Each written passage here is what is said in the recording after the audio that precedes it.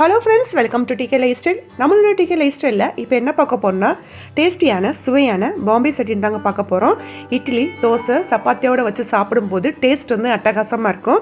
கண்டிப்பாக இதே மெத்தடில் செஞ்சு சாப்பிடுங்க. டேஸ்ட் வந்து அட்டகாசமாக இருக்கும். வாங்க அது எப்படி செய்யலாம்னு சொல்லிட்டு நம்மளுடைய வீடியோக்குள்ளே போய் பார்க்கலாம். அதுக்கு முன்னாடி நம்மளோட சேனலை முதல்ல பார்க்குறீங்கன்னா சப்ஸ்கிரைப் பண்ணிவிட்டு பாருங்கள். இதுக்கு தேவையான பொருள் என்னென்னு சொல்லிட்டு பார்க்கலாம். இப்போ நான் ஒரு பவுல் ஒன்று எடுத்து வச்சுருக்கேன். அதில் 1 டீஸ்பூன் அளவுக்கு நான் கடல மாவு எடுத்து வச்சுருக்கேன். அந்த கடல மாவு 1 கிளாஸ் அளவுக்கு தண்ணி ஊற்றி நல்லா மிக்ஸ் பண்ணி கலக்கி எடுத்துக்கலாம், எந்த ஒரு கட்டியும் இல்லாமல். பாருங்கள், இந்த மாதிரிக்கு நான் நல்லா கலக்கி எடுத்துக்கிட்டேன். இது அப்படியே இருக்கட்டும் ஒரு பக்கமாக. இப்போது நான் ஒரு கடாய் ஒன்று வச்சுருக்கேன். அதில் 1 டீஸ்பூன் அளவுக்கு நான் நல்லெண்ணெய் சேர்த்துக்கிறேன். எண்ணெய் நல்லா காஞ்சதுக்கப்புறம் கடுகு, உளுந்தப்பருப்பு போட்டு ஒரு தாளிப்பு போட்டுடலாம். இப்போ பாருங்கள், கடுகு உளுந்தப்பருப்பு போட்டு நல்லா தாளிப்பு பொரிஞ்சிக்கிட்டு இருக்குது. இப்போ இது கூடயே காரத்துக்கு தகுந்த மாதிரி நான் மிளகா சேர்த்துக்கிறேன். நான் 2 மிளகா அளவு கிட்ட நான் சேர்த்துக்கிறேன். சேர்த்துட்டு நல்லா மிக்ஸ் பண்ணி விட்டுலாம்.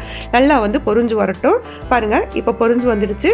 இப்போது இந்த இடத்துல நான் ஒரு திண்டு அளவுக்கு இஞ்சியை கட் பண்ணி வச்சுருந்தேன். அதையும் சேர்த்துக்கலாம்.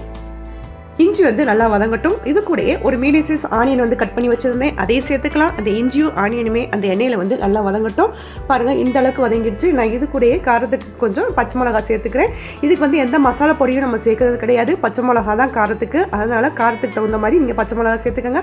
இப்போ பாருங்கள், எல்லாத்தையும் நல்லா மிக்ஸ் பண்ணி விட்டுட்டு இது கூடயே ஒரு மீடியம் சைஸ் அளவு தக்காளி சேர்த்துக்கிறேன். இது எல்லாமே நல்லா வதங்கி வரட்டும். பாருங்கள், இந்த அளவுக்கு நல்லா வதங்கி வரணும். அதாவது தக்காளியும் வெங்காயமே நல்லா வதங்கி வந்தால் தான் இந்த குருமா டேஸ்ட் சூப்பராக இருக்கும். அதுக்காக தான் பாருங்கள், இப்போ நல்லா மிக்ஸ் பண்ணிட்டுட்டேன். இப்போது இதுக்கு தேவையான அளவு 1 டீஸ்பூன் அளவுக்கு நான் மஞ்சள் தூள் சேர்த்துக்கிறேன். சேர்த்துட்டு அதையுமே நல்லா மிக்ஸ் பண்ணி விட்டுடலாம். பாருங்கள், இந்த அளவுக்கு நான் நல்லா மிக்ஸ் பண்ணி விட்டுட்டேன். இப்போது இதுக்கு தேவையான அளவு கருவேப்பிலையும் சேர்த்துக்கிறேன். சேர்த்து எல்லாத்தையும் நல்லா மிக்ஸ் பண்ணி எடுத்துக்கலாம். இப்போது தேவையான அளவுக்கு நான் 1 கிளாஸ் அளவுக்கு தண்ணி சேர்த்துக்கிறேன். சேர்த்து நல்லா கொதிக்க விடலாம். இது பூரியோடு வச்சு சாப்பிடும்போது டேஸ்ட் அட்டகாசமாக இருக்கும். கண்டிப்பாக ட்ரை பண்ணி பாருங்கள். தண்ணி சேர்த்துட்டேன். இப்போ நல்லா கொதிக்க ஆரம்பிச்சிருச்சு. இது நல்லா கொதிக்கணும். அதாவது தக்காளியோட பச்சை வாசம் எல்லாமே போகணும். அந்தளவுக்கு நல்லா கொதி வரட்டும். பாருங்கள், நல்லா கொதி வந்துடுச்சு. நான் இப்போ இது கூடயே ஒரு 1/2 டீஸ்பூன் அளவுக்கு பெருங்காயம் சேர்த்துக்கிறேன். சேர்த்துட்டு நல்லா மிக்ஸ் பண்ணி விட்டுடலாம். இப்போ பாருங்கள், நல்லா கொதி வந்துடுச்சு.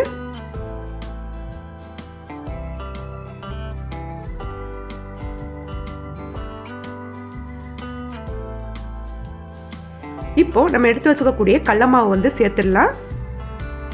சேர்த்துட்டு நல்லா மிக்ஸ் பண்ணி விட்டுடலாம். கடல மாவு சேர்த்தோன்னே கொஞ்சம் குருமா கெட்டிப்படும். அதுக்காக நான் இன்னும் கொஞ்சம் தண்ணி ஊற்றி நல்லா உங்களுக்கு எவ்வளவுக்கு குருமா தேவையோ அந்த பக்குவத்துக்கு நம்ம தண்ணியை கலக்கி மிக்ஸ் பண்ணிக்கலாம்.